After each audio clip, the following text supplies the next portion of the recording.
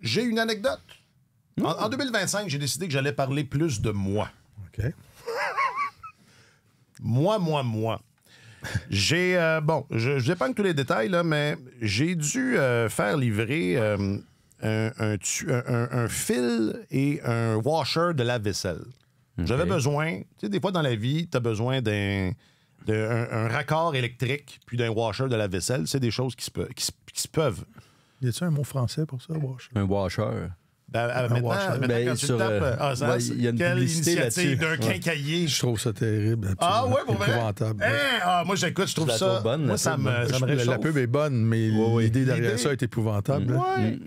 Ben là, la langue, c'est vivant, Martin. Ouais. Ça zale. Oui, mais c'est ça. Moi aussi, l'affaire, c'est que la plupart de ces outils-là, je les connais pas. Là, donc, on les utilise pas souvent. Non, mais moi aussi, je trouve que... Je sais pas, je l'avoue, je dis à ma blonde... que ça me met de bonne humeur. Donc, fait que là, j'ai pas le temps de niaiser. Donc, je fais affaire là, avec les gens là, qui vous livrent ça, là, qui pratiquement là, entrent chez vous par infraction là, pour faire la livraison. Et je suis pas là, donc, quand ça arrive, et je me fais voler mes colis. Je sais pas si ça vous est déjà arrivé. Vous faites livrer quelque chose. Jamais, puis, mais ça arrive souvent. Ça m'était jamais arrivé. C'est des choses qui arrivent. Fait que mais j'ai besoin de ces affaires-là. Fait que je t'en recommande d'autres rapidement, puis je me fais rembourser. Là, puis, les voleurs ont dû être joyeusement déçus. Ah ouais. Et pendant ce temps-là, c'est ça, je me dis, c'était pas gentil de me voler, alors bien fait. Je me hâte de voir ce que vous allez faire avec mon washer et mon raccord électrique. Une semaine plus tard, ils sont venus me les remener. Ah, wow. C'est ça, hein? Incroyable. J'étais comme, ouais, parce que là, d'abord, rendu là, il est trop tard. Et je sais pas, ça donne foi en l'humanité. Hein, c'est comme des voleurs gentilshommes un peu. Ouais. Mais une semaine plus tard, c'est... il y a beaucoup de choses là-dedans. Oui, c'est le délai, moi, qui me fait sourciller. Là. Qu'est-ce qui s'est passé? Il y avait trop de colis à ouvrir. C'est ça, ils ont fait le tri. C'est ça, le vendredi, ils déballent, puis le vendredi d'après, ils ramènent le stock qu'ils veulent pas. C'est quand c'est des gens organisés. Ponctuels. Ouais. Mais donc, ça vous a jamais rien fait? Non, dans les beaux quartiers où j'habite, moi, ça n'arrive pas. Il y a de la sécurité, c'est ça. Il y a des patrouilles. Puis de toute façon, il faut passer le portail en fer forgé pour accéder au domaine. Donc, c'est pas évident. Il y a les chiens, tout ça. C'est pas ça. Tu marches, mais t'as comme une petite lumière rouge sur tout. Voyons, c'est que... Il y a un petit point rouge. C'est quoi? Alors, je voulais... C'est ça. Est-ce que c'est foi en l'humanité ou bêtises humaines? Je pense qu'il y a un petit peu des deux là-dedans. quelque part des deux. Alors, voilà, c'est sur cette note-là que 2025 ça s'amorce. Ça va, toi, monsieur retour de vacances? Oui, parfait. Retour de congé, je dirais. Là. Okay, d'accord. Vacances, dans ma tête, tu quittes. Moi, comme j'aime dire, tu vas explorer d'autres contrées. On n'arrête jamais de travailler, nous autres, même quand on est en vacances. Là. Non, mais je le répète, surtout pour les patrons qui sont à l'écoute. Là, exactement. On n'arrête jamais de travailler. Tu n'as pas me dire que tu n'as regardé aucun match de hockey. Je les ai pas mal toutes regardées, je dirais, mais j'ai pris des notes. C'est ça, il a réfléchi. Oui. Hier, j'ai même envoyé. Hier, c'était ma dernière journée officiellement de repos, comme je vais l'appeler, et puis j'ai même envoyé des notes à Marc-Antoine Godin, qui est mon alter ego. Qui est mon employé. Mon employé, exactement. De véritables bourreaux. Mon partenaire pour lui dire, écoute, tel gars avait dit telle affaire, si jamais ça peut te servir dans ton texte d'aujourd'hui, parce qu'il y avait un lien qui me semblait évident, donc je ne savais pas si il s'en allait dans cette direction-là. Quinn Hughes, à propos de Quinn Hughes. Par rapport à Quinn Hughes et Lane Hudson. Dans son texte. Tu vois, je ne l'ai pas lu encore ce matin. C'est bon de le guider, Marc-Antoine, un peu. Oui. Il commence. C'est ça. Bien d'arriver. Ça fait 1 an et demi à peu près qu'il est à Radio-Canada, donc c'est ça. Parce que les 30 ans avant, ça, c'est une verte recul. C'est parce que Radio-Canada, c'est autre chose. Ça s'apprend. C'est pas comme c'est pas comme le reste. Beau travail, puis bon retour, content de... Ça fait plaisir, messieurs. Vous avez eu un bon temps des fêtes. J'ai pas eu l'occasion de On en a déjà demander. parlé de ça. Oui, mais là, moi, j'étais pas là. Moi, mais regarde, ça, c'est des sujets qui ont été couverts. Mais tous les autres étaient là, alors c'est ça. Bon. Non, ça s'est bien passé. Super. OK. Aujourd'hui, que se passe-t-il? Les défenseurs sonnent la charge et les États-Unis au sommet du monde... On parle de hockey junior, évidemment, parce que pour le reste... je précise. C'est tellement hockey, épisode 369.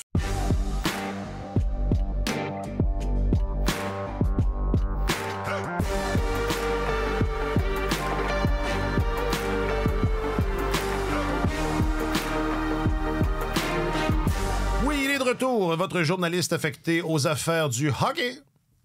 Alexandre Gascon. Salut, Alex. Bonjour, messieurs. Bonjour, Alex. Et il a toujours été là, tel un rock. Tel un phare dans la nuit, votre chroniqueur principal au service des sports. Hey, je suis tombé sur ton blog. Un blog. Quand tu as commencé, tu faisais un blog. Ben, il appelait ça un blog, mais je faisais des chroniques la même chose. C'était une belle promotion que tu avais eue de blogueur à chroniqueur principal. C'était à la mode à l'époque, les blogs, mais... Je sais, j'ai un flash. Ça, à toute épreuve. J'ai trouvé que c'était bon. Comme, le blogueur. Tu pourrais... Et votre ex-blogueur. J'ai nommé M. Martin Leclerc. Salut, Martin. Bonjour, messieurs. Je m'appelle Alexandre Coupal. Ça prend du temps à bâtir quelque chose. Il y a tellement de parties de la game. Puis tu peux pas arriver puis leur donner un manuel puis lis ça, on joue comme ça demain. Tu bâtis ça graduellement. Puis même quand tu bâtis ça, mais tu vas toujours avoir une petite évolution dans chaque département. La game te parle, ton groupe te parle. Tu vois des choses dans la ligue, on peut-tu faire ça comme ci, comme ça. Tu sais, faut que tu sois capable de t'adapter et d'évoluer. Mais le but, c'est de se rendre à un niveau où tu es capable de compétitionner comme contre beaucoup des équipes. C'est ça qu'on fait présentement.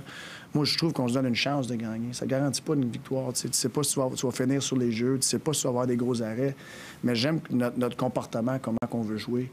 On joue en équipe, de deux bords de la glace.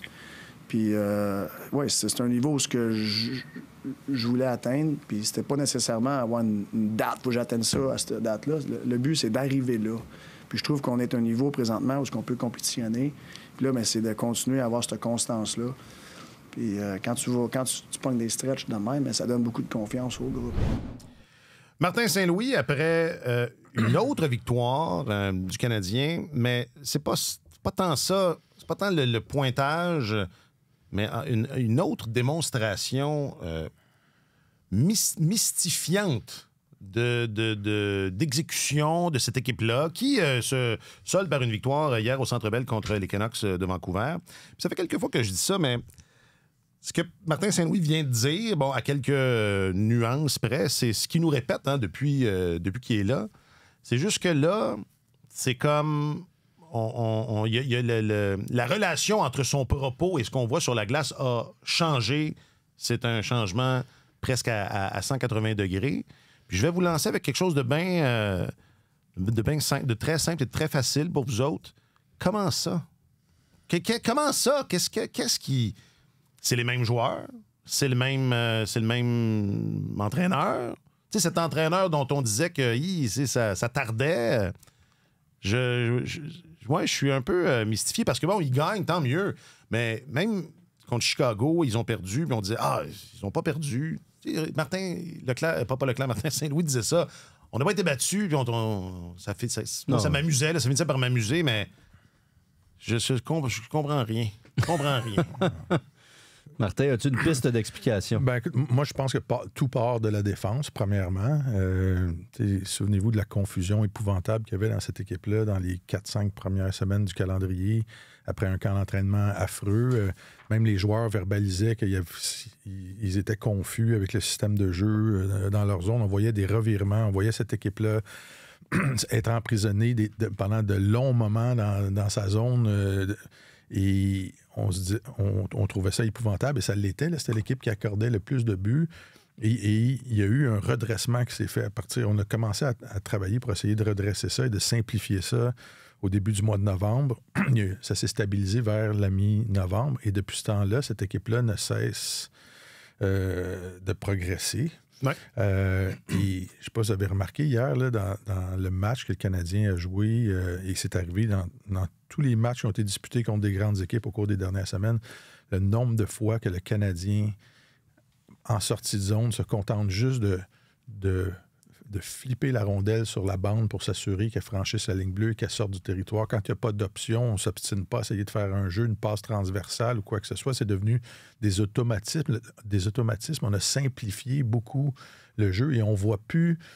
c'est quelque chose dont on discutait la saison dernière. On disait que le système défensif n'avait aucun bon sens, que les joueurs étaient mélangés. On voyait des petits attaquants devant le filet se battre avec des gros attaquants adverses pour protéger l'enclave. Puis tout le monde se promenait partout. Ça a été simplifié. Et on dirait que l'équipe a pris 5 ans de maturité en l'espace de quelques semaines là, dans sa façon de jouer. Et à travers ça, à travers je pense, cette stabilisation de la défense, tu as eu l'arrivée de Patrick Laine au début du mois de décembre, qui a donné une nouvelle profondeur à l'attaque. 2 semaines après, tu as l'arrivée d'Alexandre Carrier qui a changé complètement le visage de la défense. Puis là, il y a l'arrivée de Dobesch qui vient juste d'arriver dans le portrait, mais il a quand même donné 2 victoires importantes à cette équipe-là qui serait probablement pas survenu avec Cayden Primo, là, qui était le pire gardien de la Ligue nationale d'un point de vue statistique. Fait que tu as eu, en plus donc d'une simplification du jeu défensif, des ajouts aux 3 positions, des ajouts significatifs aux 3 positions.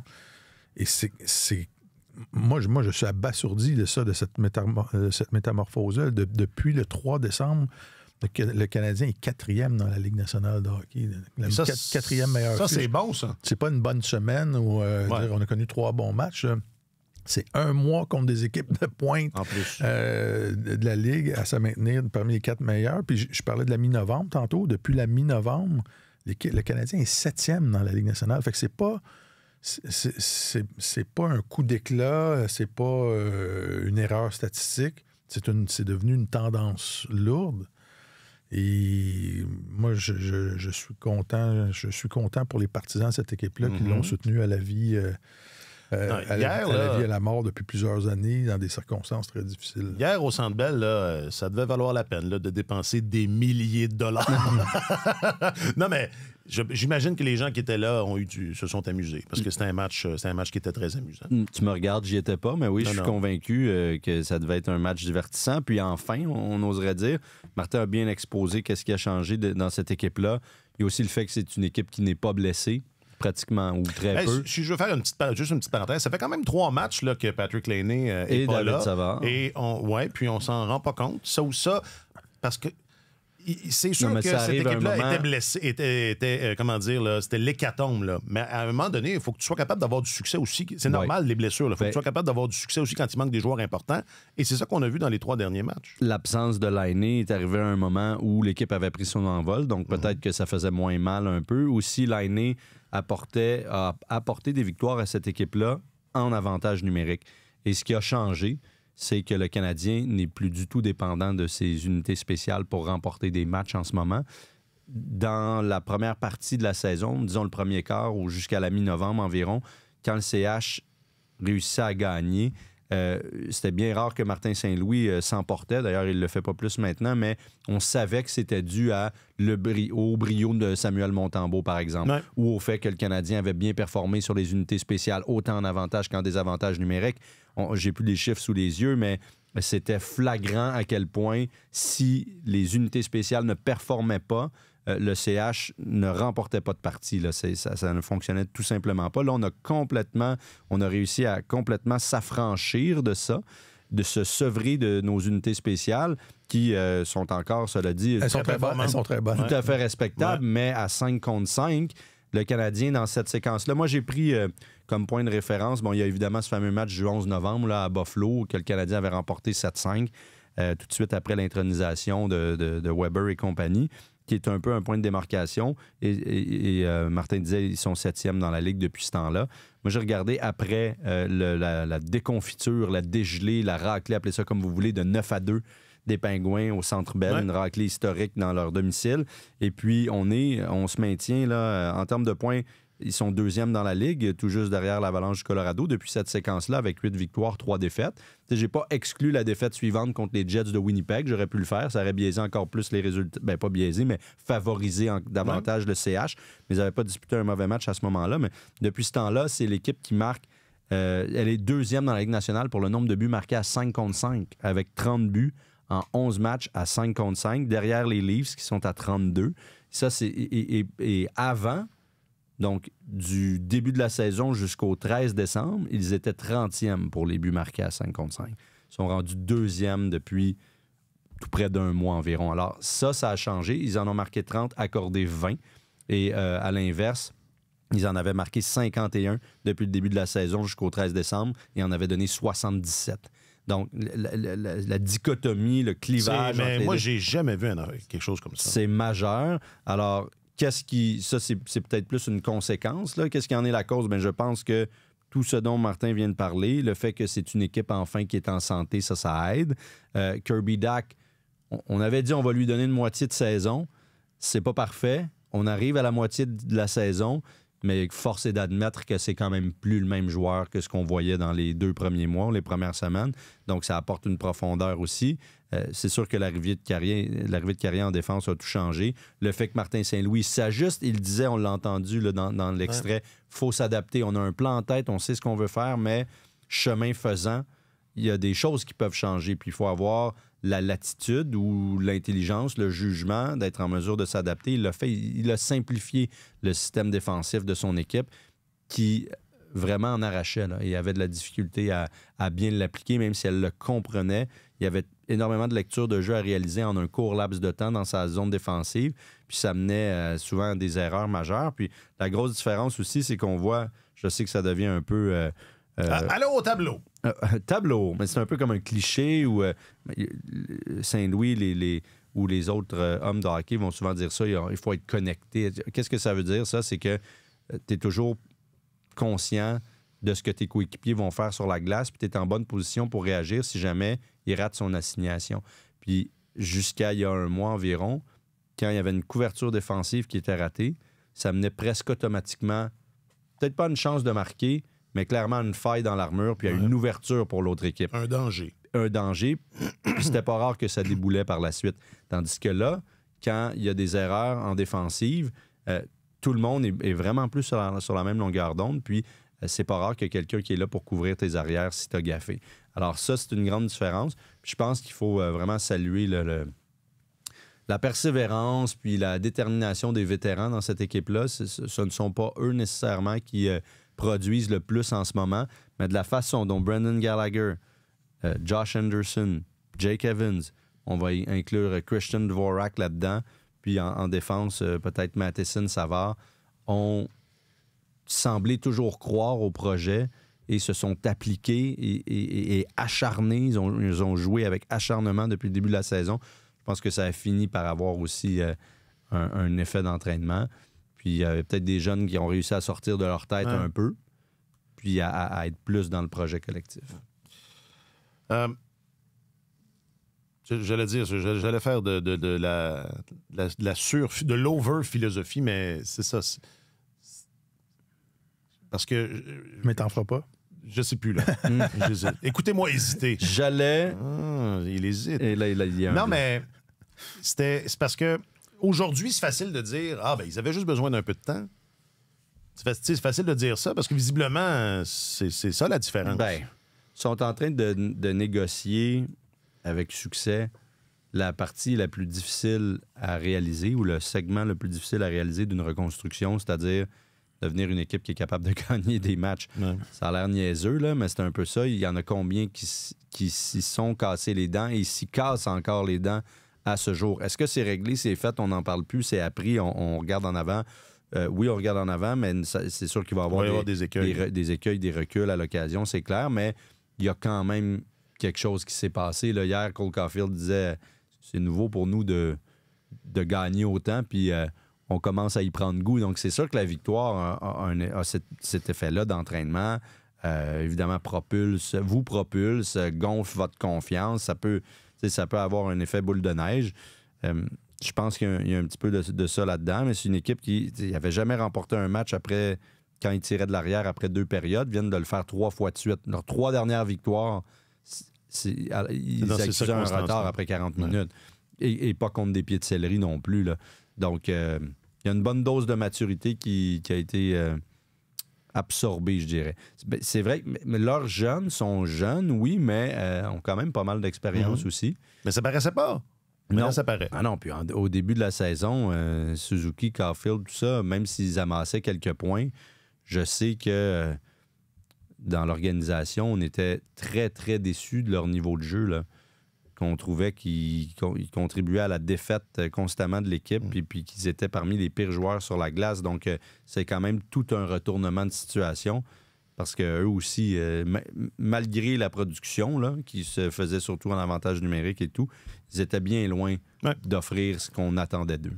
C'est vraiment un revirement de situation spectaculaire, honnêtement. Puis personne peut dire qu'il l'avait prédit, vu venir.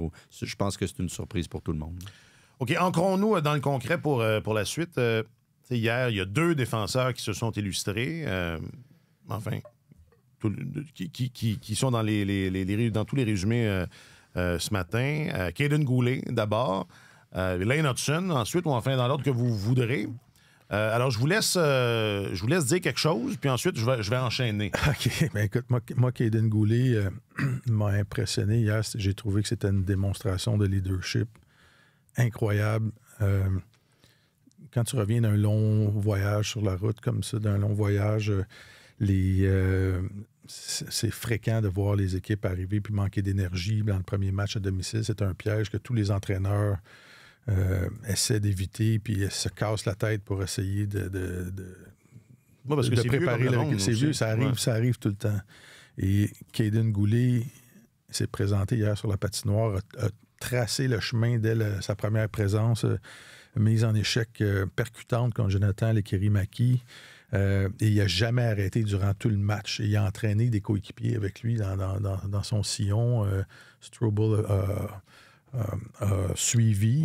Il y en a plusieurs. C'était un match qui était très robuste en première période. Là. Et c'était pas un message vocal, mais c'est le genre de choses...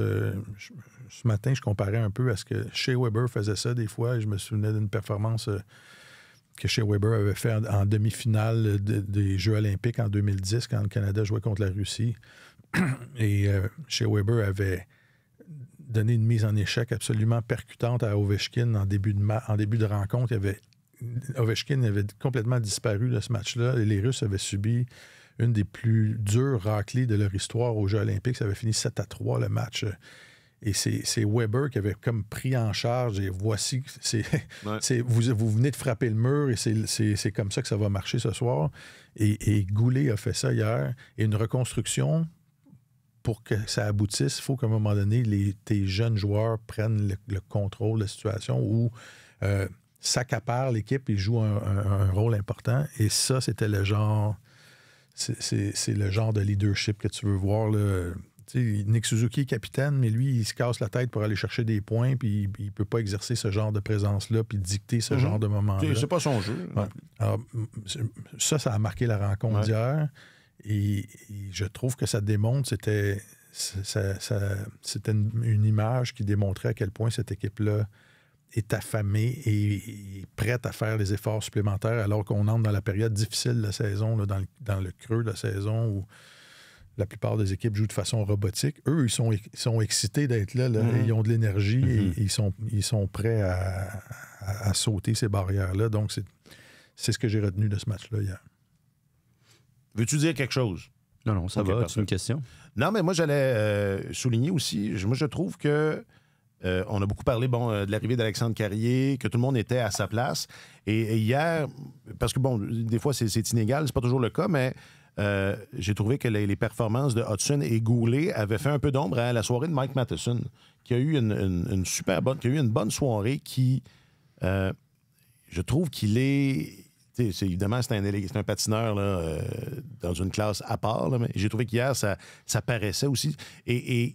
Et corrige-moi si je me trompe, mais il voit beaucoup plus de temps à droite aussi depuis qu'on a ramené tout le monde. Ouais. Et on ne l'avait pas tant vu dans ce rôle-là. Et je trouve qu'il s'acquitte bien. Je trouve qu'il s'acquitte bien de ces tâches-là. Et c'est une illustration supplémentaire de ça, ce qu'on entend, que l'arrivée de Carrier fait que ça a replacé un peu tout le monde, tout le monde dans sa chaise. Ben oui. Les chaises, non, mais écoute, Matheson, effectivement, on passe un peu sous silence son bon travail, mais c'est lui qui s'en tire le mieux à droite là, dans tous les essais qu'on a faits.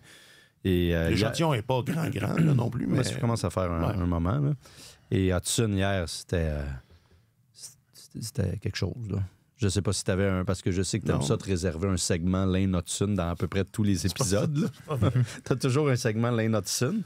Mais je l'ai trouvé particulièrement impressionnant. Puis c'était drôle de le voir faire contre Quigneault. C'est vraiment des défenseurs. Je pense que c'est à lui qui ressemble le plus là, dans son style. C'est assez consensuel.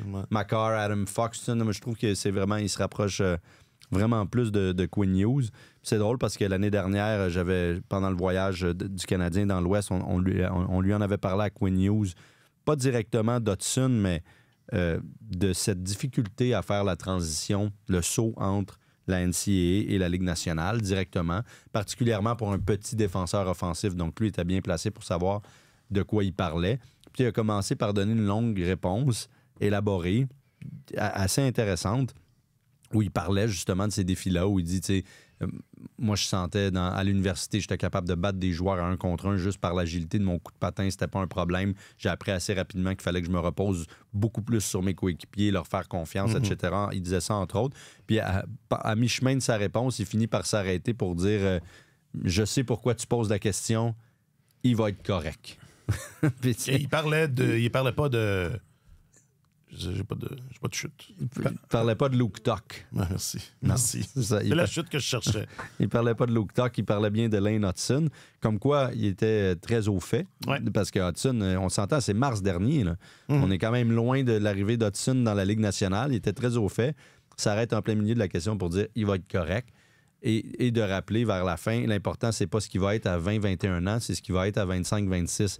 Mais je dois te dire que ce qu'il est à 20-21 ans, ça fait peur. Ça fait peur si c'est pour poursuivre l'ascension comme ça jusqu'à 23, 24, 25, 26. Alors, il y avait une préscience dans les commentaires de Quinn Hughes.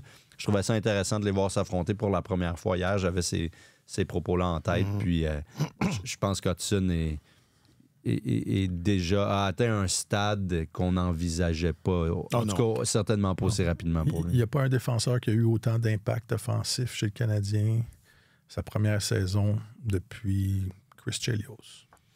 On parle du milieu des années 80. Ça, les enfants, Chris Chelios, c'est un monsieur... On parle pas d'un pied de céleri. Là, non. Un membre du Temple de la Renommée qui a joué jusqu'à l'âge de 47 ans.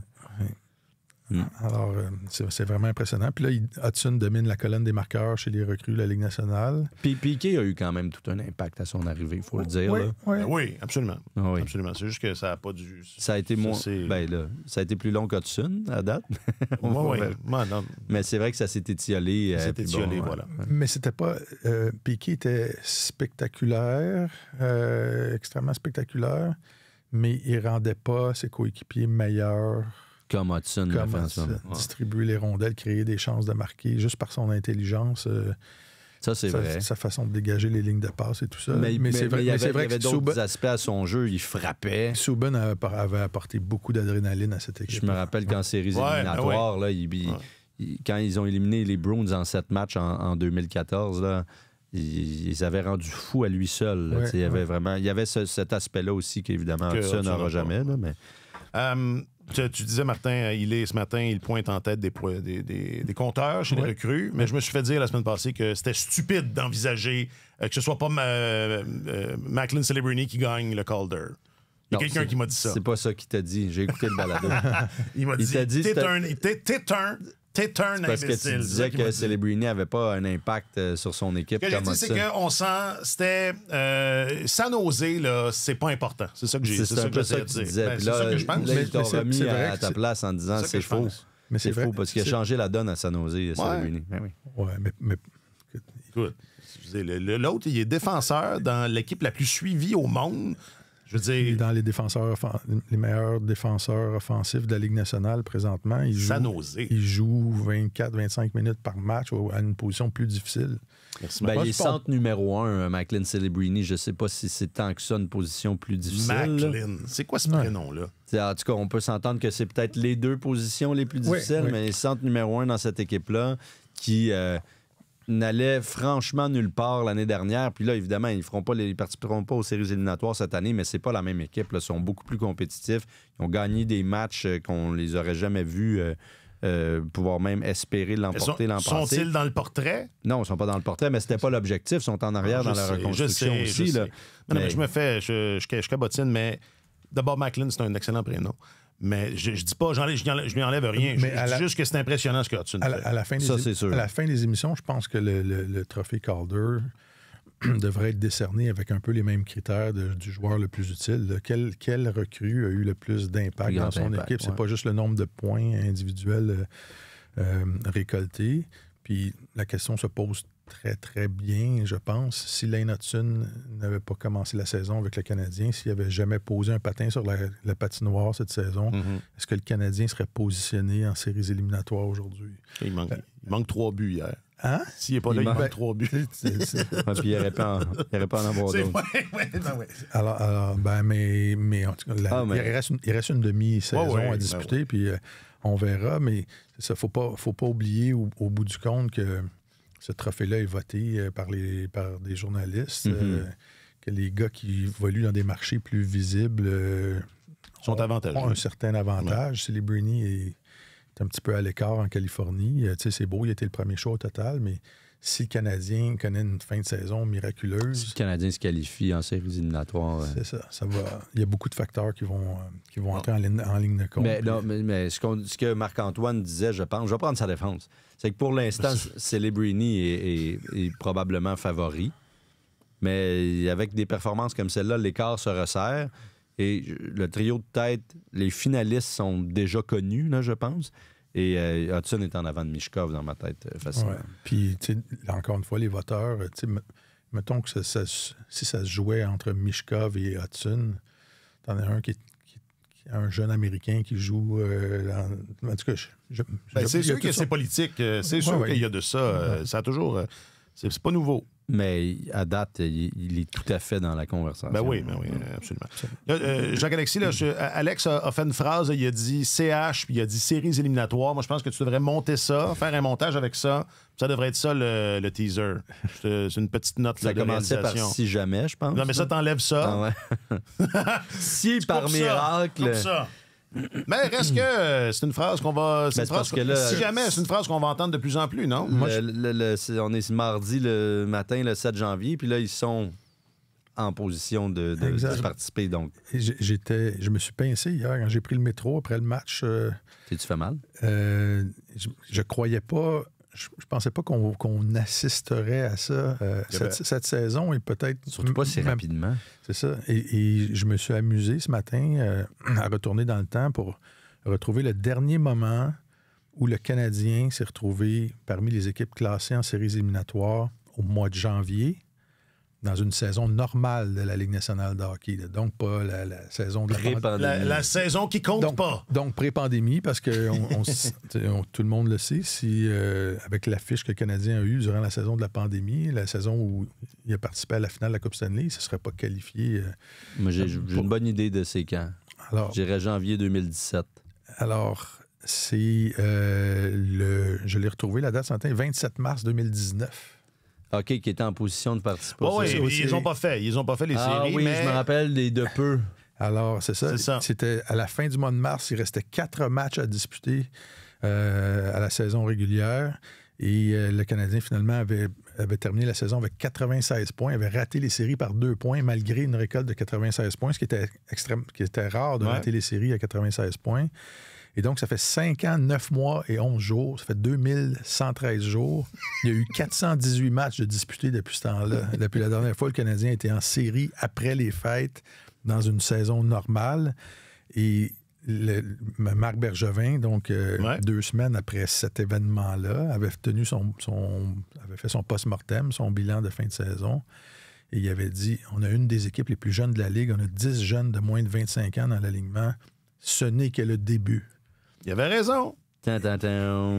Et donc, 418 matchs plus tard, voilà le Canadien positionné parmi les équipes qualifiées en série. Et si la tendance lourde dont on parlait tantôt là, se poursuit, si cette équipe-là continue à bien jouer défensivement, écoute, la date va on va voir des dates plus loin dans le calendrier. Le Canadien va être positionné parmi les équipes en série. Puis c'est absolument époustouflant. Il y avait, mis à part l'alignement là, sur papier dans lequel moi je voyais du potentiel, et mis à part ce classement-là qui était très, ouvert, tu sais, derrière, là, les 8 équipes, on dirait que personne ne veut les faire, les séries. Mais mis à part ça... Il y a beaucoup de ça, là. Oui, c'est pour ça que je le mentionne. Beaucoup de ça, ouais. Mais... Quand tu regardais cette équipe-là jouer au mois d'octobre, tu disais, aucune chance. On oublie ça, malgré les ouvertures. Ah, puis même après la défaite contre Pittsburgh, puis 2 jours après, ils jouent bien à Winnipeg, mais perdent encore. Tu dis, tu sais, on arrive à Noël, puis ils sont complètement exclus, puis tu dis, regarde, c'est terminé, là. Alors, c'est bien.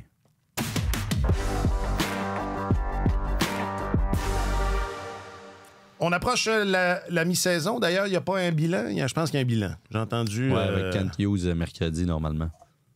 Mercredi, normalement? Mm-hmm. OK. Il va raconter son voyage en Russie.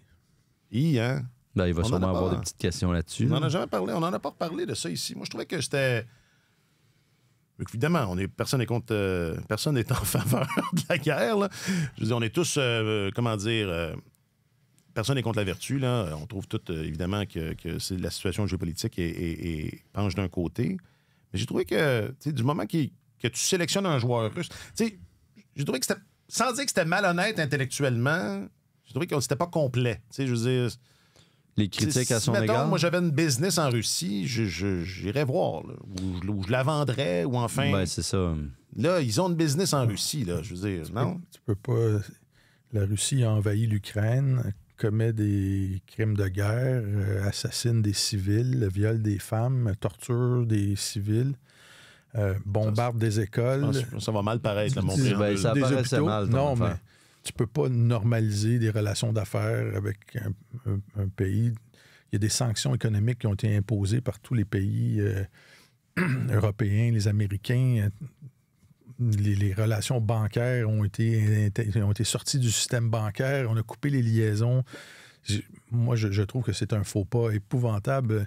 Il y a 2 ans, le Canadien tenait une cérémonie d'avant-match en l'honneur de l'Ukraine avec un pianiste ukrainien qui vit à Montréal et une violoniste. Puis l'annonceur maison disait on vous invite à soutenir l'Ukraine et tout ça. Puis à la première occasion qu'ils ont, les dirigeants de l'équipe s'en vont là-bas, puis s'en vont faire des affaires avec eux. Mais c'était correct de repêcher Demidov? De repêcher Demidov, ça? Demidov, lui, n'a rien à voir avec ça. Là. C'est juste que la KHL, particulièrement, est très proche du pouvoir politique en Russie. Avec le SKA Saint-Pétersbourg, l'équipe en question de Demidov aussi, il y a beaucoup d'affiliations avec les hauts placés du pouvoir russe. Moi aussi, je trouve ça complètement déplacé. Qu'est-ce que ça a changé, essentiellement? Tu vas me dire, là, Ivan Demidov joue plus. Donc, c'est ce que ça a repris parce qu'eux s'en sont servis aussi pour justement normaliser les relations de travail. Puis, tu sais, la fameuse photo qui a circulé sur les réseaux sociaux, là, avec l'entraîneur dont j'ai oublié. Roman Rothenberg. Ben, on s'entend que ça devait pas être de gaieté de cœur que Kent Hughes l'a prise, cette photo-là. Là. Je pense pas que ce soit à son initiative qu'il a dit on va prendre une photo souvenir. Y a-t-il quelqu'un qui veut prendre une photo pour nous? On va la mettre sur nos réseaux sociaux. C'est sûr que non. Je pense qu'une fois là-bas, ils ont été confrontés à ça, puis ça a dû faire partie du deal. T'sais, il nous le dira jamais, là, mais cette photo-là, on a fait affaire avec le Canadien de Montréal qui est venu en Russie, puis on a de bonnes relations. Vous voyez, on n'est pas méchants. On n'est pas méchants, puis on place ça sur les réseaux sociaux, puis ça fait le tour du monde. Cette photo-là, elle était prévue, planifiée, pensée par les gens du SKA Saint-Pétersbourg. C'était loin d'être innocent.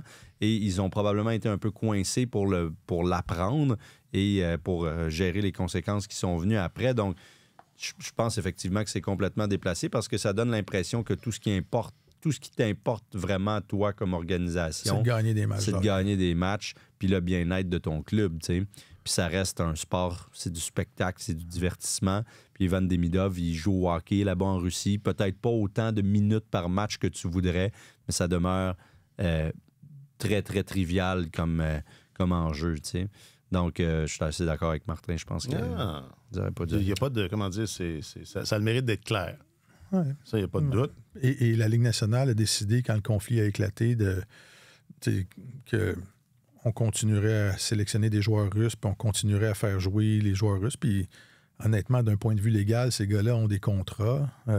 Puis, un dirigeant d'équipe de la Ligue nationale qui m'avait expliqué qu'il y avait eu des discussions même avec le gouvernement américain, qu'est-ce qu'on doit faire et tout ça. Et le gouvernement américain avait dit, écoutez... si ces gens-là ont des contrats avec vous, ils doivent continuer à jouer. Puis Silicon Valley est pleine d'employés russes, là, des spécialistes des hautes technologies et tout ça. Et ça serait une perte pour le pays de les laisser partir. Et la plupart n'ont aucune intention de retourner en Russie et ont des cartes des cartes vertes, là. Des cartes vertes pour rester aux États-Unis. Et c'est le cas pour un grand nombre de Russes qui jouent dans la Ligue nationale, là, qui retournent même pas en Russie durant la saison morte. Fait qu'on a décidé de continuer à faire comme si rien n'était, mais d'entretenir des relations d'affaires comme ça. C'est le déplacement qui est le et l'image que ça envoie. De projeter une image de normalisation, de dire on continue à faire nous, nos affaires. Que les autres se fassent bombarder et matraquer. Mais là, bon. Moi, Daniel Brière n'est pas allé voir Matvei Mishkov l'année d'avant. Ouais. Non, effectivement. Puis, évidemment que, comme je disais, il n'y a personne qui est contre la vertu. Mais à un moment donné, mettons comme là, Alexander Ovechkin va battre le record de Wayne Gretzky. Là. Ouais. Puis, Ovechkin n'est pas juste russe. Là. C'est un ami de Vladimir Poutine. Absolument. Moi, je ne sais pas comment je vais... C'est ça. Je trouve que c'est des enjeux compliqués. C'est ça que je veux dire. Et moi, je comprends tout à fait ce que vous dites. Mais comme je dis, si moi, j'avais des intérêts économiques en Russie, je m'en occuperais, je pense. Ou enfin, j'essaierais de m'en occuper. Malgré tout ça, parce que... Je pense que tu aurais essayé de t'en débarrasser, honnêtement. Ben ouais, peut-être. Oui, non, évidemment. Et tu les on s'entend que j'aurais jamais les moyens d'avoir des intérêts économiques à l'extérieur du pays. Là, tu les aurais probablement perdus de toute façon. Oui, parce que je suis très, très mauvais gestion. Non, mais en raison des sanctions et tout. Puis, on t'aurait pas fait de faveur. Là. Non, et j'aurais essayé d'éviter de... Est-ce que c'est là que tu aurais investi si tu en avais les moyens de toute façon? Pose-toi des questions. Rouble, mon vieux, réécoute ce segment-là et pose-toi des questions. C'est ce que je vais faire. En rouble, mon vieux, je vaux... en chiffre constant, je vaux plus cher. Après Twitter, Facebook, Instagram, Snapchat. C'est vraiment fait ça.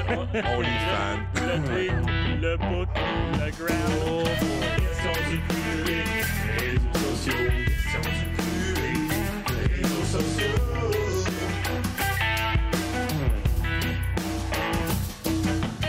Questions du public, réseaux sociaux. OK, on a demandé via les réseaux sociaux aux gens, à tous ceux et celles qui suivent évidemment le Radio-Canada Sport. Maintenant que le Canadien est de retour dans le portrait des séries, les gens sont très heureux qu'on utilise le mot portrait. Comme quoi, des petites choses, hein, des fois, ça... donc, maintenant qu'ils sont de retour dans le portrait des séries, j'espère compléter la phrase. Alors, sur le book, Dali dit « La santé pour tous ». C'est tout à fait... Très important. Oui, et à propos, en ce début d'année, de la santé pour tous, Lucie abonde, la santé pour tous, la constance et le jeu d'équipe accompagné du plaisir à jouer. Toujours sur Facebook, Hugo, qu'on va enfin pouvoir parler des vraies affaires. Pourquoi pas ramener un ménage à 3 comme l'an dernier, utiliser le mot mix à toutes les sauces et parler plus de l'effet Roger Griot. Oui. Non, mais on se demandait... oui. Ouais, c'est le ciment Roger Griot. C'est comme ça que Martin nous l'a décrit un peu. C'est lui le véritable architecte. C'est lui qui fait que tout ça se tient. Là. En tout cas, non, mais... Louis-Philippe dit, et dans le même sens, que les personnes qui disaient que Martin Saint-Louis était la cause de tous les maux du CH durant la période de déroute vont lui lancer des fleurs avec la même énergie. Tu sais, je pense, c'est pas ça qu'on a fait ici, mais reste qu'à un moment donné, on s'est posé des questions. C'est correct. C'était normal. Oui. Tant que tu soulèves des questions pertinentes plutôt que de critiquer à tort et à travers. Et à un moment donné aussi, c'est pas Albert Einstein qui disait qu'elle doit toujours essayer la même affaire. Non, c'est justement, c'est pas Albert Einstein. Alors, pas Albert Einstein disait que la définition de la folie, c'est de toujours essayer la même chose et espérer un résultat différent. Mais il faut admettre que dans beaucoup de ses décisions, Saint-Louis a été persévérant, a été patient, et dans plusieurs cas, maintenant, Parmi tous ceux qui ne sont pas Albert Einstein, c'est qui l'a dit? Non, on y va par étapes. Là, on sait que c'est pas Albert Einstein. On va s'attaquer. On va se concentrer sur les autres suspects. Oui, c'est ça. Sur Twitter, l'ami gardien, j'espère qu'ils vont donner un bon volume de travail à Dobèche pour qu'il puisse continuer à se développer. Écoute, il y a 5, je pense, d'ici la pause de la confrontation des 4 nations, il y a 5 séquences là, de dos à dos. Merci. En même temps, en plus. Jinx. Oui, donc alors il va disputer des matchs encore en fin de semaine, en plus avec un déplacement Washington-Dallas. Ben, un match à Washington, Dallas au Centre Bell. Il va obtenir un de ces deux matchs. Mais cela dit, on s'entend que le développement de Dobèche, c'est pas mal loin dans les préoccupations présentement. Là, il y a un gardien numéro 1 qui est là, qui a chèrement gagné ce poste-là. Dobèche joue très bien. Je pense qu'il va éventuellement être le gardien numéro 1 de cette équipe-là. Ah ouais? Mais là, il est là pour donner de permettre aux Canadiens de gagner tout en donnant du repos à Montembeault. Et si jamais Montembeault reçoit un râteau en plein visage où il y a une chute de performance importante, mais là, Dobèche prendra... Ça va lui arriver à un moment donné. Tôt ou tard, ça va lui arriver d'avoir une grosse charge de travail, mais l'aspect de développement de Dobèche, on s'en contrefou présentement. C'est un peu organique, pour reprendre un mot que j'aime pas trop, parce qu'il joue bien, ils ont confiance en lui, ils vont lui donner des matchs, ça va lui permettre de ça va se faire, ça va arriver. Que ça continue comme ça. Une petite parenthèse, le collègue David Rioux me faisait parvenir quelqu'un qui a épluché le calendrier pour déterminer quelle équipe a le plus de matchs dos à dos. Puis il n'y a pas que le Canadien qui en a beaucoup, mais le Canadien est dans le top des équipes là, qui ont cette charge de travail-là. Sur le Gram, on finit avec 3 petites. Sur le Gram, Lily dit aucune blessure majeure. Popoch dit qu'ils retournent à leurs bonnes vieilles habitudes. Popoc, peut-être. Et finalement, Al Chartier, j'espère qu'il va redescendre pour repêcher top 5. Parce que c'est ça une reconstruction. Oui. Faudrait pas qu'ils oublient, là. C'est ça. Ça prendrait Matthew Schaefer. Ouais. Ou l'autre, là. Moi, j'aime beaucoup le nom de Porter Martin. J'étais sûr que tu t'en allais là. Puis pendant, j'ai pas insisté là-dessus, mais on va parler de hockey junior un peu, mais bon sang que Zeev Bouillum a un nom écœurant. Ça, on n'en parle pas assez, je pense. C'était la finale. Évidemment, le vendredi, on a fait le mea culpa de Ekch, l'équipe canadienne junior, parce que ça s'est terminé très, très rapidement. Et on a eu droit à toute une finale entre les Américains et les Finlandais. Le nouvel ordre mondial, ou presque, parce que, Martin, dans tes notes, tu faisais remarquer que ces deux-là sont souvent dans le carré d'as. D'abord, un mot sur... c'est vrai que ça a été une bonne finale. Et moi, je vais être curieux de savoir si c'est ça l'avenir. C'est ça, parce qu'il y a la confrontation des 4 nations qui s'en vient. Mm-hmm. J'ai hâte de mesurer si tout ça est en adéquation. C'est une question complexe, mais cette finale-là était un exemple patent de ce qui se passe dans le monde du hockey depuis une vingtaine d'années. Il y a des pays qui ont recours à la science ou qui sont très imaginatifs pour mieux développer leurs athlètes. Et la loi du nombre sur laquelle on s'appuie au Canada n'est peut-être plus suffisante pour s'assurer d'être sur le podium à chaque année ou d'être parmi les deux meilleures équipes à chaque année. Et les Américains vont bientôt dépasser le Canada en termes de joueurs, là, en termes de bassin de joueurs. Ça va être le plus gros bassin de joueurs au monde. Et en plus de ça, leur fédération est très proactive pour favoriser le développement des joueurs. Au Canada, il va falloir qu'une révolution arrive parce que c'est tout le contraire. La Fédération canadienne de hockey ne maîtrise aucun levier de développement de son sport. C'est quand même aucun outil. Et c'est quand même très particulier. Le développement des joueurs en jeune âge se fait dans les provinces, par les fédérations provinciales. Et il n'y a aucun programme de développement national qui existe. Il n'y a aucun entraîneur à temps plein qui est embauché par Hockey Canada pour suivre les meilleurs espoirs, pour assurer leur développement, pour les superviser. Alors, c'est une fédération on a au Canada une fédération qui fait des affaires, qui désigne des entraîneurs périodiques. Là, des entraîneurs ont choisi un entraîneur junior quelque part parmi la Ligue. En Ontario. En Ontario, dans l'Ouest, au Québec, en rotation souvent. Puis on dit, bon, mais cette année, c'est toi qui dirige l'équipe. On pige dans le bassin. C'est l'entreprise privée qui développe les hockeyeurs juniors. Il n'y a pas de réseau universitaire. On n'a jamais poussé pour ça. Puis on dit, bon, ben c'est vous autres qui vous occupez. On fait juste piger, puis on vend des droits de télévision, puis on organise des tournois internationaux. Chercher des commanditaires. Puis c'est ça, on vend des commandites. On se frotte les mains. Et on empoche des millions de dollars avec ça, mais il n'y a aucun levier de développement. Et c'est la même chose chez les femmes.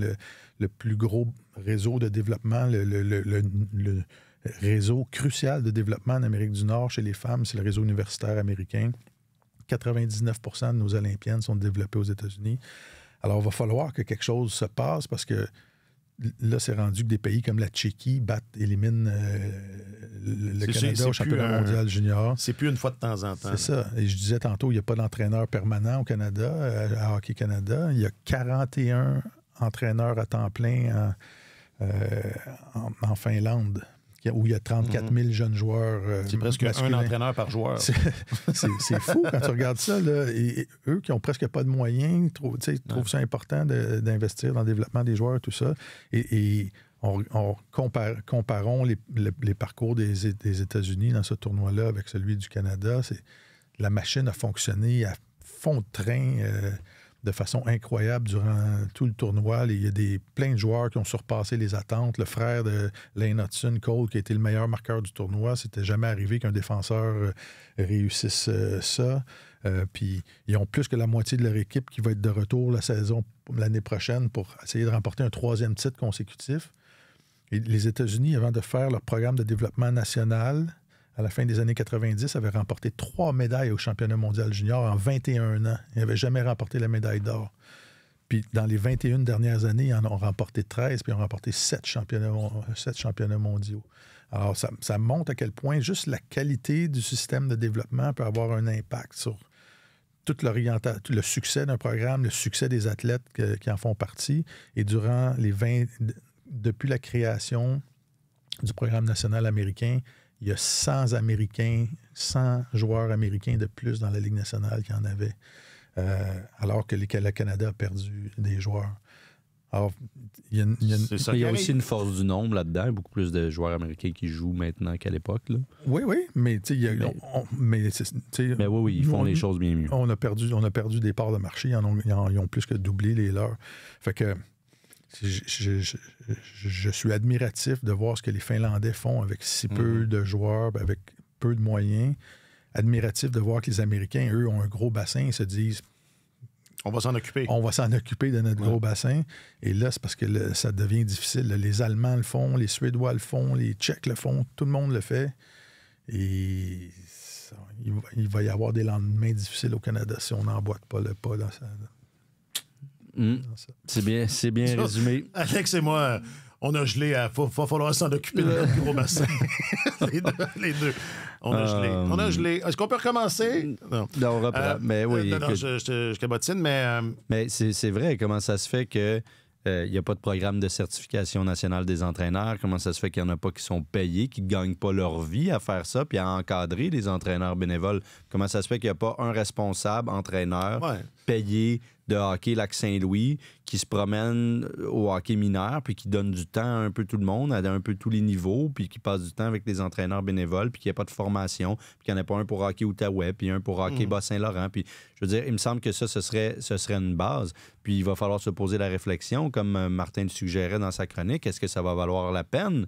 Est-ce que ça vaudrait la peine de former un programme, de développer un programme national de développement canadien comme le font les Américains, puis de rassembler tout le monde à partir de l'âge de 16 ans et 17 ans, de les opposer à une compétition significative contre des joueurs plus âgés dans des tournois internationaux? Est-ce que ça vaut la peine de rassembler les meilleurs joueurs du pays plus tôt, à partir de l'âge de 14 ans, pour créer un phénomène d'émulation? Et tout ce qu'on ne fait pas au Canada, c'est vraiment, on laisse les choses aller. Et au Québec. Puis au Québec particulièrement, on laisse les choses aller en espérant que la crème remonte à la surface, puis le bassin est si imposant qu'il y en a effectivement une partie qui finit par remonter, mais c'est sûr qu'on en échappe. Puis on en avait déjà parlé dans d'autres balados aussi. L'identification de l'élite se fait probablement beaucoup trop tôt ici.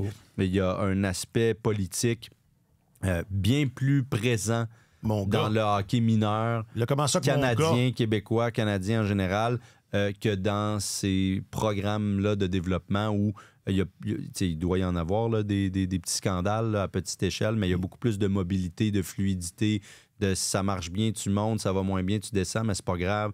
Aussi dans la façon de former les jeunes, de diriger, on apprend beaucoup sans que ce soit nécessairement... Tu joues pas toujours à la même position. Je vous parlais il y a quelques semaines du développement des gardiens aux États-Unis à certains niveaux. Il y a dans des équipes de hockey mineur où il y a des gardiens qui jouent une période, puis la période suivante, tu joues à l'attaque, puis la période d'après, tu es en défense. Puis c'est ça, c'est ce qu'on appelle avoir un bon match. Non, mais je parle quand ils sont petits, là. Puis je sais pas si ça n'a pas d'allure, mais ça fonctionne. Puis ils réussissent à trouver plus de gardiens qu'ici, puis à donner le goût à ces jeunes-là de mettre les jambières, mais aussi ça peut avoir l'effet inverse puis développer des attaquants. Peu importe, mais il y a une réflexion constante. Il y a une réflexion constante, puis il y a un désir de maximiser le potentiel qu'ils ont entre les mains avec cet immense bassin de joueurs-là. On parle des Américains, ou de tirer le meilleur jus possible avec les plus petits bassins de hockey ailleurs en Europe. Ça fonctionne, alors qu'au Canada, il n'y a pas du tout cette réflexion-là. Mais moi, je voulais regarder ça sous l'autre angle, à savoir que est-ce que les Américains sont devenus... Est-ce que c'est eux maintenant Non, pas encore, parce que de toute façon, ça fait 12 ans qu'on n'a pas eu de compétition internationale avec les tout meilleurs au plus haut niveau. On verra. Je pense que jusqu'à preuve du contraire. Tu sais, Martin disait... Tu parlais du nouvel ordre mondial, les Finlandais, les États-Unis.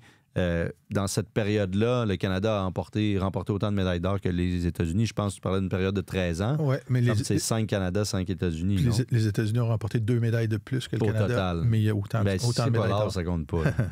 Mais ça c'est très canadien. À ma copine. Mais...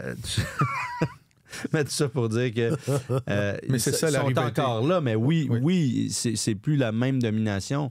Et pour ce qui est des grands championnats internationaux, le Canada gagne encore souvent le championnat mondial senior, même avec des équipes DEFGH.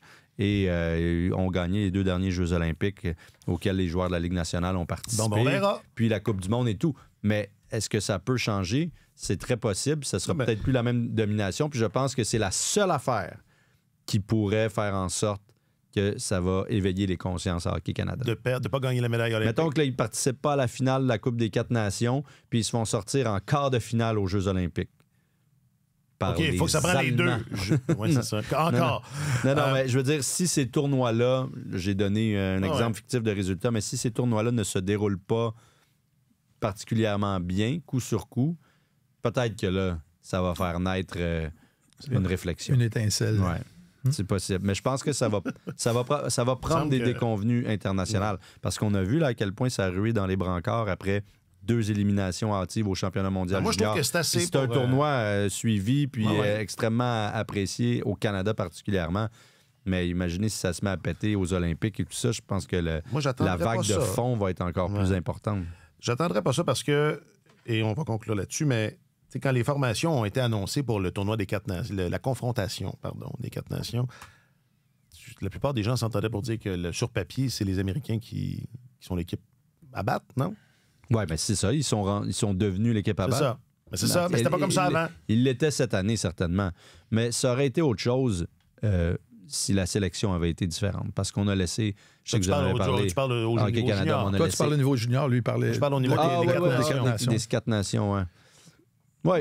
Les Américains ont un avantage devant le filet à la Coupe des 4 nations. Oui. En défense, sont moins costauds, un peu. On va voir.